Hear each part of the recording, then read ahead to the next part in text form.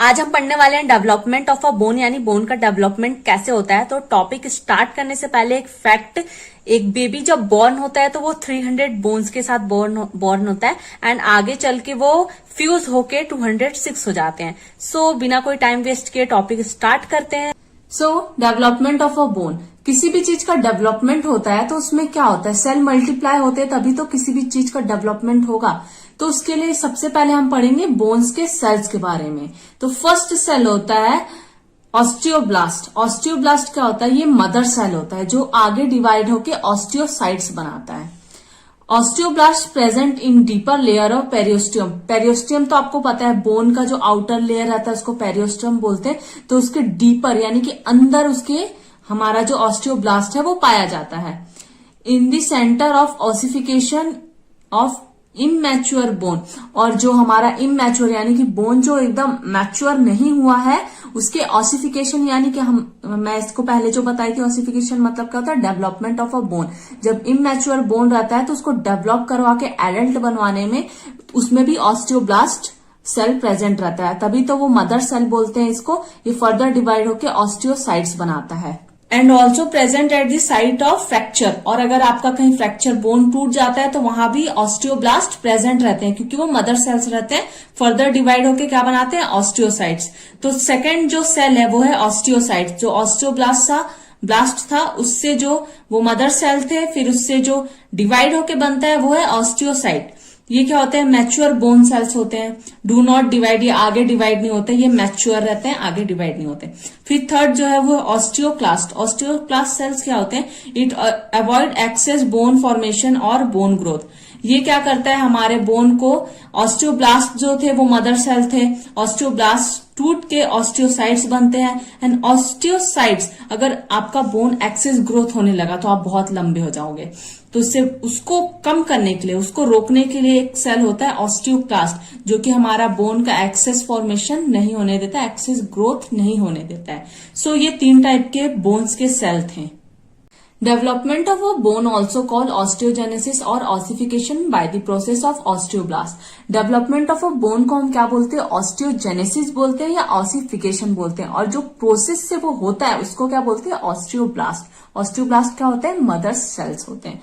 So ossification is started approximately 6 weeks after fertilization in an embryo and growth continue at the age of 21 to 25। इसमें ये बोला है कि ossification जो है वो स्टार्ट हो जाता है 6 वीक, मतलब कि जब फर्टिलाइजेशन, जब बच्चा जो एम्ब्रियो में रहता है तब से जो हमारा बोन का फॉर्मेशन स्टार्ट हो जाता है, और कब तक होता है, एट द एज ऑफ 21 से 25 तक।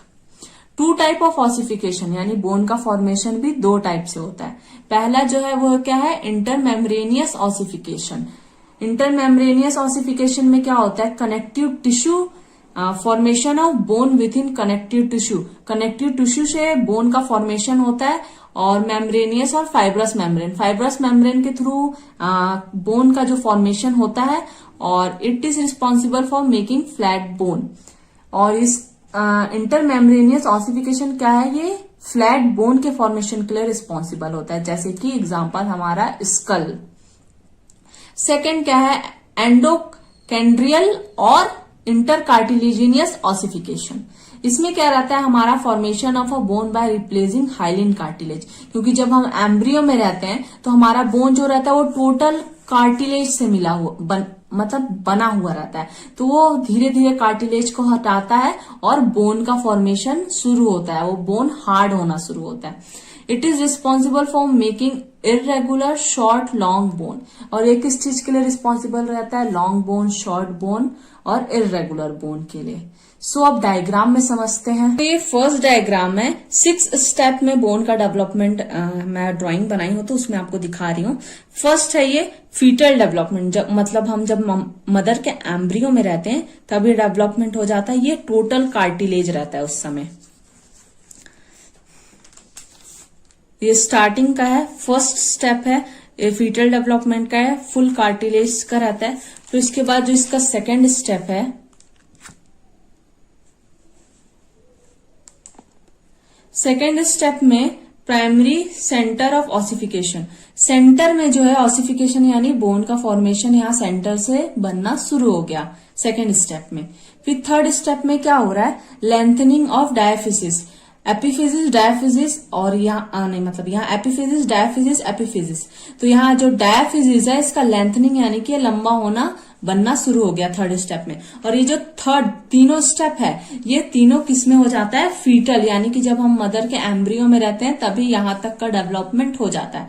ये वाला डेवलपमेंट जो है फोर्थ स्टेप आपका तब का है जब आप बर्थ यानी कि जब आप पैदा हो जाते हो। तो फोर्थ स्टेप में क्या होता है, मिडिलरी कैनाल, बीच का जो कैनाल जिसमें हमारा ब्लड वेसल्स जो हमारे बोन तक ले जाता है वो बनना शुरू हो जाता है। साथ में secondary centre of ossification and epiphysis, secondary centre of ossification जो है वो उसका सेकेंड स्टेप शुरू हो जाता है बोन के फॉर्मेशन का।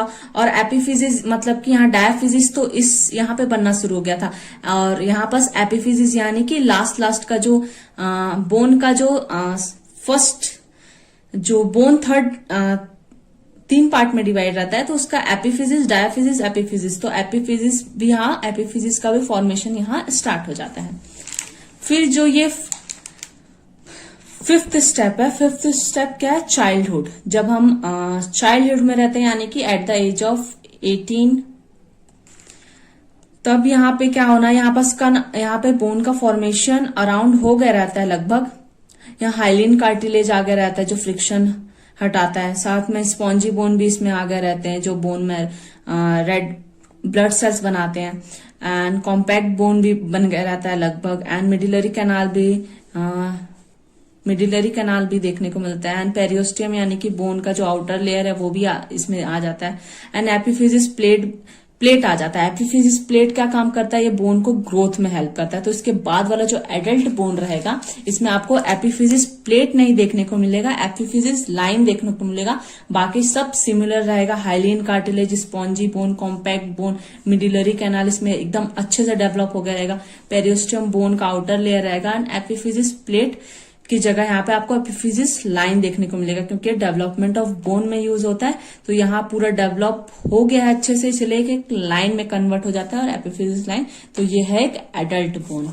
सो यहीं तक था बोन का फॉर्मेशन। आपको कैसा लगा कमेंट में जरूर बताना, और पसंद आया तो लाइक सब्सक्राइब।